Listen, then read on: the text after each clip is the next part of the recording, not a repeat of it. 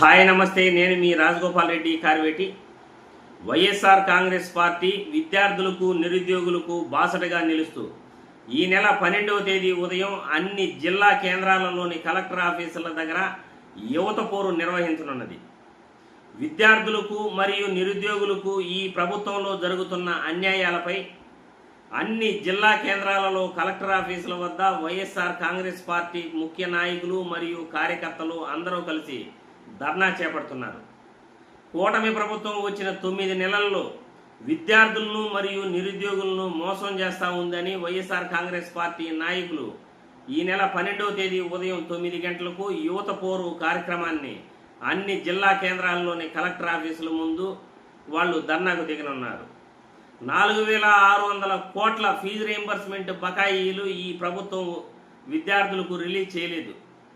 విద్యార్థులు మరియు వాళ్ళ తల్లిదండ్రులకు ఆ బాసటగా నిలబడాలని వైఎస్ఆర్ కాంగ్రెస్ పార్టీ నిశ్చయించుకుంది.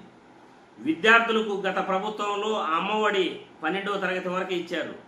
12వ తరగతి పైన విద్యార్థులకు ఉన్నత విద్య చదువుకునేందుకు ఫీజు రీయింబర్స్మెంట్ కార్యక్రమాన్ని మరియు విద్యా దీవెన విద్యా వసతి కార్యక్రమాలుగా వాళ్ళు రూపొందించి ప్రతి విద్యార్థికి కూడా పూర్తి ఫీజు రీయింబర్స్మెంట్ మరియు హాస్టల్ వసతి 20,000 రూపాయలు ఇవ్వటం జరిగింది.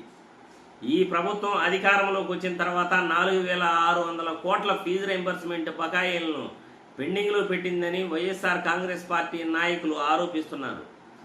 మరియు నిరుద్యోగులకు కూడా తోడుగా మేము నిలబడాలి, నిరుద్యోగులకు 3,000 రూపాయలు నిరుద్యోగ భృతి ఇస్తాము, లేకపోతే 20 లక్షల ఉద్యోగాలు ఇస్తాము అని కూటమి ప్రభుత్వం ఎన్నికల హామీలు ఇచ్చింది.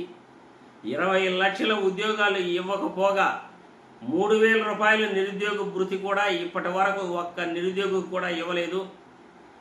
గత 2 అకాడమిక్ ఇయర్లకి ప్రతి పిల్లాడికి కూడా 36,000 సంవత్సరానికి చొప్పున 72,000 ప్రతి పిల్లాడికి కూడా ఇవ్వాల్సి ఉంది 2 అకాడమిక్ ఇయర్లకి అని వైఎస్ఆర్ కాంగ్రెస్ పార్టీ నాయకులు ప్రభుత్వాన్ని నిలదీస్తున్నారు.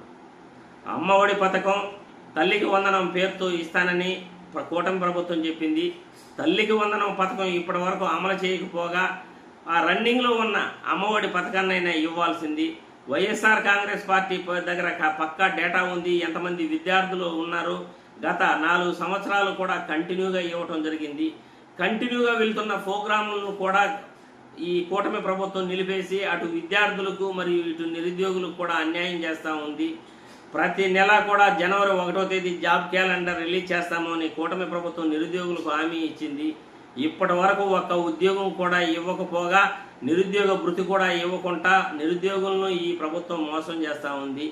కాబట్టి ఈ కూటమి ప్రభుత్వం గత 9 నెలల్లో కూడా విద్యార్థులకు మరియు నిరుద్యోగులకు చాలా అన్యాయం చేస్తూ ఉంది. కాబట్టి ప్రతి విద్యార్థి తరఫున వాళ్ళ తల్లిదండ్రుల తరఫున అన్ని జిల్లా కేంద్రాల్లోని కలెక్టర్ ఆఫీసుల దగ్గర వైఎస్ఆర్ కాంగ్రెస్ పార్టీ ముఖ్య నాయకులు కార్యకర్తలు అందరూ కూడా ధర్నా చేయాలని వైఎస్ఆర్ కాంగ్రెస్ పార్టీ నిర్ణయించింది.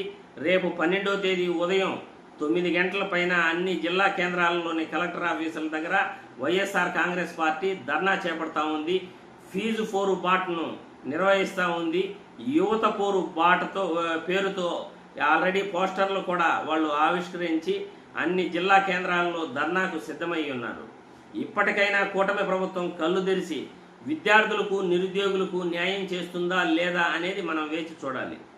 జై హింద్.